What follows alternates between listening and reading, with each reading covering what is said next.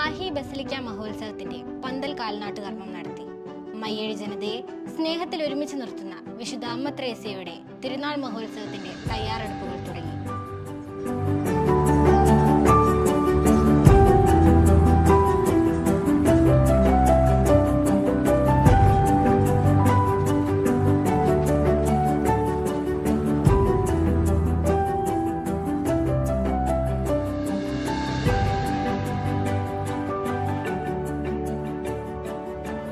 ഇടവക അജപാലന സമിതിയുടെ യോഗം മോൺസിഞ്ഞൂർ ജെൻസൺ പുത്തൻ വീട്ടിലിന്റെ അധ്യക്ഷതയിലും സഹവികാരി ഫാദർ നോബിളിന്റെ സാന്നിധ്യത്തിലും ചേരുകയുണ്ടായി.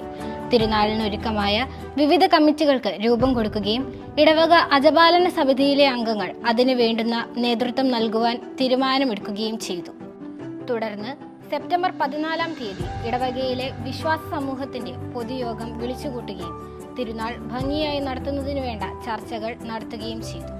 പന്തൽ കാൽനാട്ട് കർമ്മം നിർവഹിച്ച് തിരുനാളിന് വേണ്ട ഒരുക്കങ്ങളുടെ ഔദ്യോഗികമായ തുടക്കം സെപ്റ്റംബർ 15 ഞായറാഴ്ച രാവിലെ 10:30 കോഴിക്കോട് രൂപത വികാരി ജനറൽ മോൺസിഞ്ഞൂർ ജെൻസൺ പുത്തൻ വീട്ടിലിന്റെ നേതൃത്വത്തിൽ നിർവഹിച്ചു.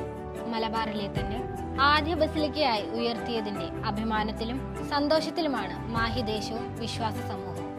നാനാജാതി മതസ്ഥർക്കും തീർത്ഥാടകർക്കും ആശാകേന്ദ്രമായ മാഹി ബസിലിക്കയുടെ തിരുനാൾ ഒരു ദേശീയ മഹോത്സവമായി കൊണ്ടാടുകയാണ്. ഒക്ടോബർ 5 ശനിയാഴ്ച 11:30 കൊടിയേറ്റവും 12 മണിക്ക് അത്ഭുത തിരുസ്വരൂപ പ്രതിഷ്ഠയും നടത്തുന്നതോടെ തിരുനാളിന് ആരംഭം കുറിക്കും. ഒക്ടോബർ 22 വരെ നീണ്ടു നിൽക്കുന്ന ഈ മഹോത്സവത്തിനായി മയ്യഴി ജനത മുഴുവനും ആവേശത്തോടെ കാത്തുനിൽക്കുകയാണ്.